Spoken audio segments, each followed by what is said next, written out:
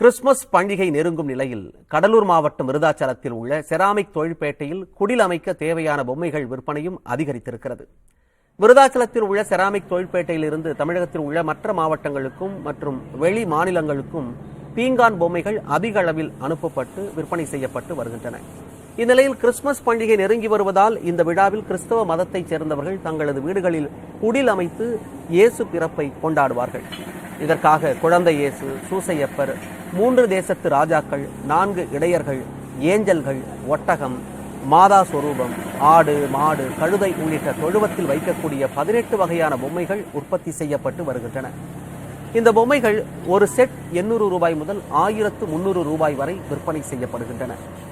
இந்நிலையில் பீங்கான் பொம்மைகள் செய்ய தேவையான வெள்ளை கிளேமன், வண்ணங்கள் தீட்ட பயன்படுத்தப்படும் பொருட்களும் சரிவர கிடைக்காததால் உற்பத்தி பாதிக்கப்பட்டுள்ளதாக கூறுகின்றனர்.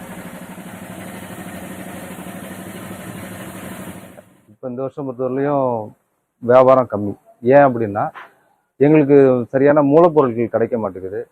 அது இல்லாமல் இடவசதி பற்றாக்குறை, விற்பனை நேரடி விற்பனைக்கு எங்களுக்கு வழி இல்லாமல் இருக்கும்.